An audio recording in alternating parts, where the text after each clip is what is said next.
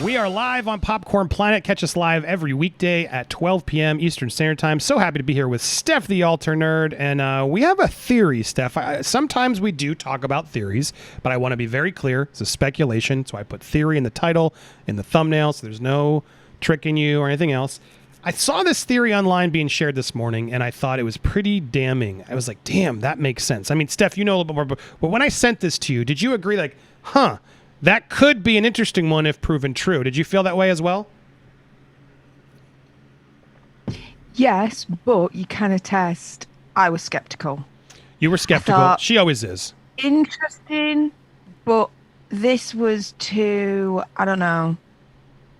It was just like, for me, trying to fit a circle into a square kind of situation for me. But anyway, I want to get your all your thoughts in here. So here's what's spreading around. There's a few versions of this. Hi, I sent this tip to the FBI, but I think I got lost. There was no follow-up. My lead is Stan Anderson, Brian Laundrie's father's friend and ex-business partner. I'm convinced he's hiding in Mexico where he can't be extradited to the United States. I am from Bayport, New York, and was a close family friend of the Laundries while they lived there. Their lawyer's wife is Lori Anderson Bertolino. She is related to Stan Anderson. I think it may be her brother or something, though I'm not sure. This was years ago. Brian's parents took him to Mexico to stay with his father's ex-business partner, Stan Anderson. Brian is hiding in Mexico. His parents drove him to the Mexican border while he walked across to meet Stan. The final text Gabby sent to her mother, "Can you help Stan? I just keep getting his voicemails and missed calls," was actually Brian trying to coordinate his escape to Mexico with his parents and Stan Anderson after he murdered Gabby. He meant to send that to his mom, but he got the wrong mom in his phone. He is in Mexico. Now, all right. The Mexico stuff, I agree. That's probably where I should have paid more attention to the speculation. But where I got so hung up on is there someone named Stan in the Laundrie connection?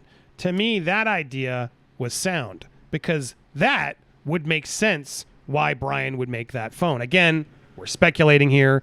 We are going to go into some theories is because that's what people do in these, these types of topics, true podcasts, true crime podcasts, etc.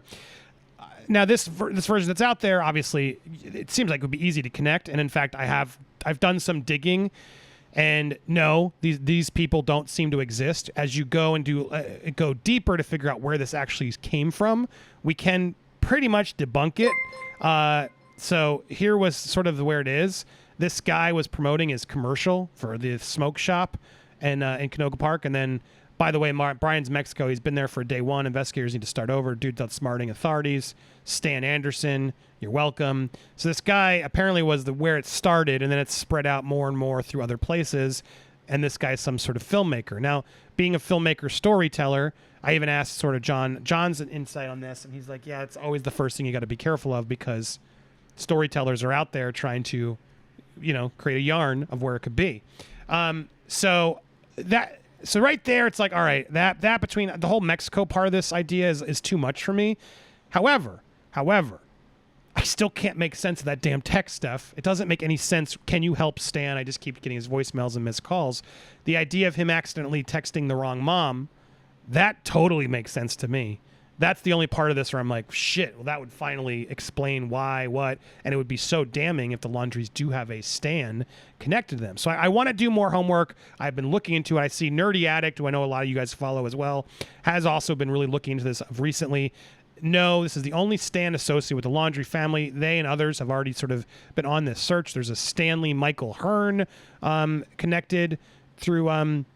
However, the research that they've been looking closely, but so far, yeah, and this was a couple hours ago, do we have proof of Stan Anderson being real? Nothing yet.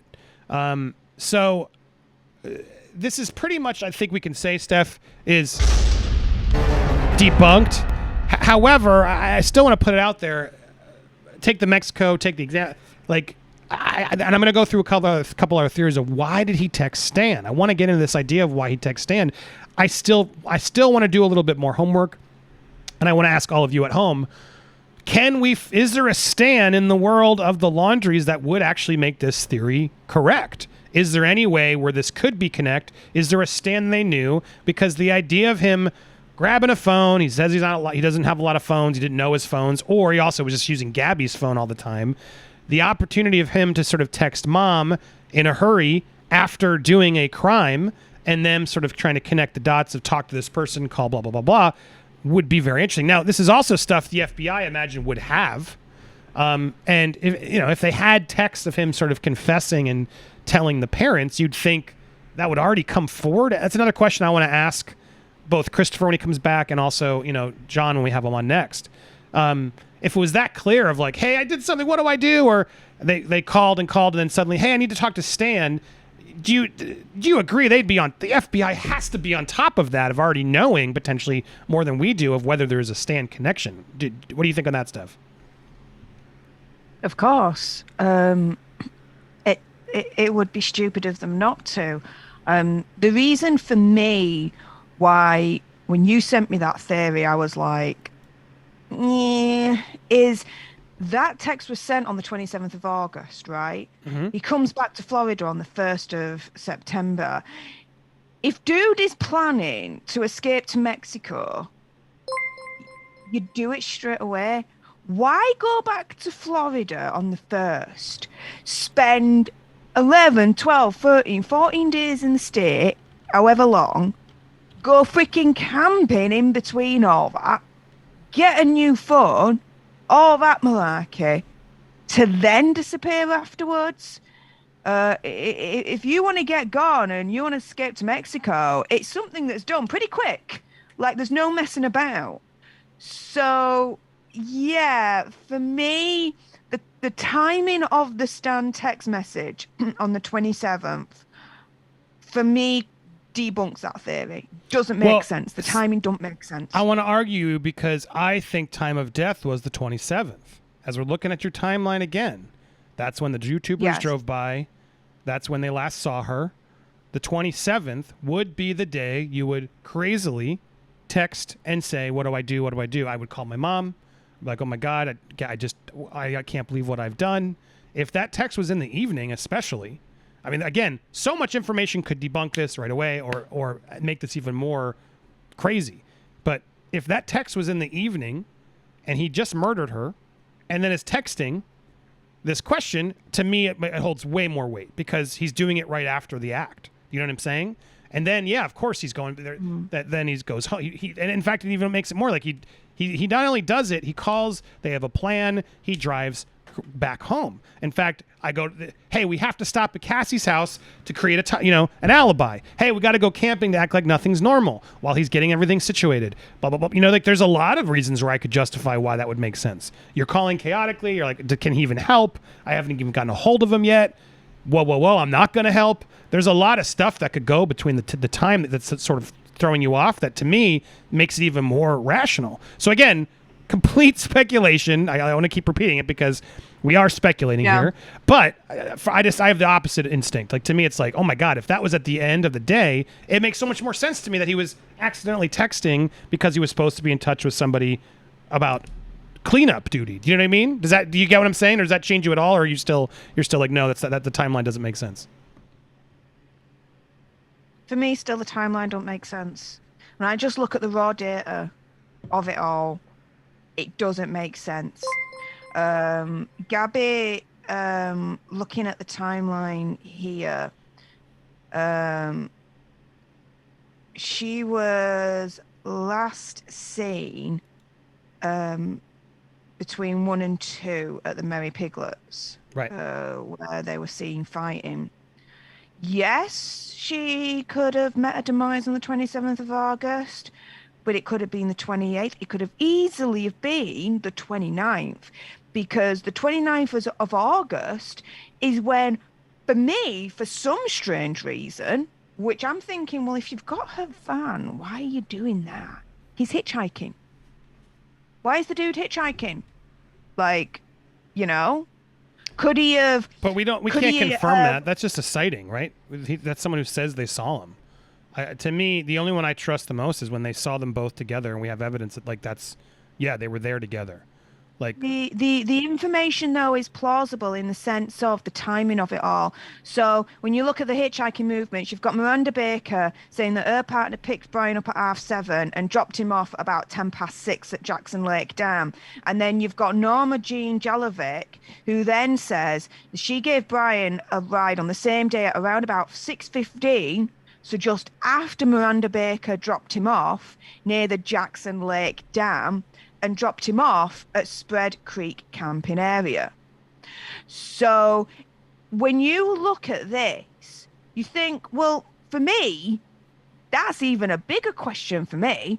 Why is the dude hitchhiking when he's got the van, right? Maybe Gabby was using the van and he was trying to travel somewhere, and then that was the day that right, or establish an alibi, correct? The van's filled with DNA, whatever. He's got to clean that up. He's also got to go establish. Hey, first thing I would tell someone if they're trying to get away from murder, hey, you got to go somewhere else and have what happened. Okay. Oh, you got in a fight. Okay. Well, where'd you go? Can someone corroborate that? I mean, come on. I've watched enough movies and murder shows. I go right back at you. He did that to sort of get seen, have proof of it, and then go back, which he did, to clean the van, and then drove it all the way back. He brought the van back home. So, yeah. The theory of, well, I left her in the van, so it doesn't make sense. I don't even know if this hitchhike, if I can verify the hitch. I mean, it's there. It's someone said it. We have it in our timeline, but I can't confirm that. I can't confirm that's when he was seen. Anyway, to go back to this, and I'm happy to keep talking about it because I'm clipping this. There are other theories out there, and I see a lot of people in the chat saying the other big one is sort of it's the grandfather who's Gabby's mother. Received this text. Can you help Stan is keep getting his voicemails and missed calls? That was the last one we got on the 27th. And so most people, it's apparently it's a reference to Petito's grandfather, Stan. I still can't. Is that grandfather alive, dead? I can't seem to find that confirmed anywhere. And when I asked last night, nobody seemed to know either. Does anyone know? Let us know in the comments if they do, and I'll put a pinned comment to update this if you want to check the update. But the biggest theory is the coded message. Stan means what is it? Send the authorities now. Now, a lot of you in the chat are saying this is what it means.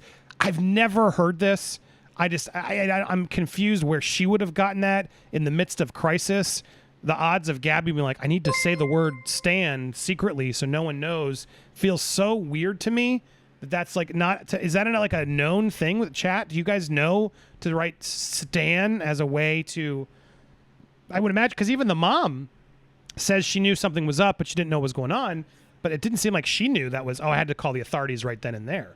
Do you know what I mean? Like this idea that the coded message means that, or the Eminem song, like it's just like those to me seem even crazier to me. So do either of these make more sense to you, Steph?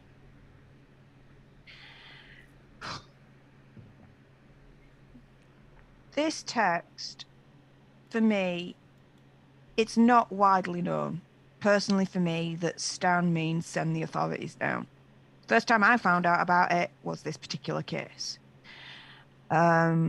We've seen her in distress, highly upset, highly anxious, and that is the Utah police body cam.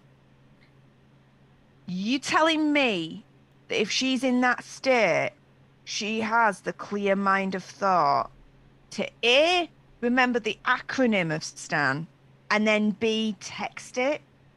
Because to text something like that, send the authorities now, you would have to be in a high level of stress and anxiety to want to send that particular message in the first place. And when we've seen Gabby in that state, I really, speculation, don't think she would have had that clear head, clear mind of thought to think, you know what, I'm going to send a Stan message, send the authorities now.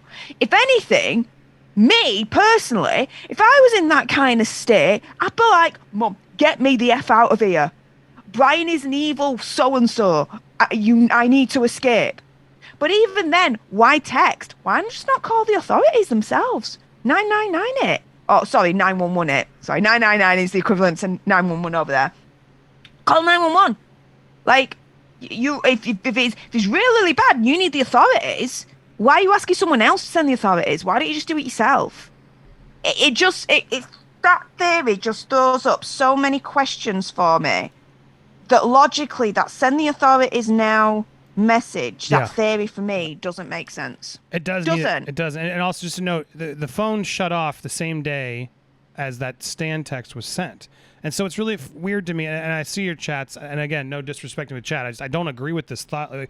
Anonymous just said, I still think Stan was sent by Gabby to tip off her mom, secretly to call for help. I know it may seem easier to say, why don't you say help, but I had a controlling ex who read all my texts, emails, and even said he read the logs and everything. So, but my comment back to you is, well, if you really are sending this text, well, the text exactly was, can you help Stan? I just keep getting his voicemails and missed calls. If I'm the ex, wouldn't I be like, who's Stan? What voicemails and calls you've been getting? Is there any proof of those voicemails and calls are getting? If you really want to play the narrative of she's trying to protect herself and make it seem like she's asking for help without being obvious, how would Brian not see this and immediately be like, what the hell does that mean? You don't have any mixed calls or texts. I've been staring at your phone. Do you know what I mean, Steph? So I'm sorry, I don't buy it. It doesn't make any sense to me why that would be there. The only code I knew was ICE, and in case of emergency, never Stan. I think everyone's just sort of glorified and said Stan must be the anchor. I don't buy it. I don't buy it. So that's where it's just confusing. Now, as for this Stan Anderson character, and this idea that he sent the text in error, to me, that makes way more sense given the timeline. Steph has a little trouble. Maybe you guys do. I'm going to ask a poll in a second. I'm curious your thoughts. But the sleuths are all like, well, yeah, while out of mind, he grabbed the wrong phone, thus texted the wrong mom. In this instance, the Stan could be referring to his alleged business partner. The people said it seems very plausible. I feel confident that if his father does in fact have a business partner named Stan, the FBI knows and has looked into it. However, there is no evidence to suggest that Brian Laundrie's dad has a business partner by the name of Stan Anderson. And again, this filmmaker scriptwriter is where this came about. He's trying to pitch a horror movie. So again, everything now Bill's like, oh, well, there you go. It's all bullshit. So screw this guy, Frankie X, you scumbag, who just put this out there, because it's a bummer, because this is a theory that I would cling on to, because it's like, well, shit. Of course, yeah, if Stan was someone who's close to the family or even remotely sort of connected, then I would be, and it sounds like you would be too, Steph, then I think, wow, there's something here that clearly somebody's looking into that we should be following up more closely. So I want to put out that there for this clipped video. We're going to talk about this more in the live stream. A lot of you were sending comments. What do you think of this theory? Could it be possible? I want to hear your thoughts down below. And also, Internet, let's unite. Popcorn Planeteers, I nominate you all. Is there a Stan Anderson we've missed, or is Stan in general connected to the Laundries? A lot of people are out there looking for stuff. Could we figure that out? Could that be part of the reason? And could that be how we can all be better eyeing up where to look for Brian? I want to get your thoughts down there. Make sure if you haven't already, hit the subscribe button, hit the bell for all alerts, or even more so, hit that join. You can always catch the full replays of our streams. We're live here every weekday, 12 o'clock. Make sure you support my friend Steph the Alter Nerd. She's on YouTube as well. So happy to always have her here. We're going to discuss some more, as well as take your calls. So don't go anywhere if you're watching us live. If you're seeing this on the replay, thank you so much. Catch us live every weekday, 12 p.m. Eastern Standard Time. The live viewers, don't go anywhere.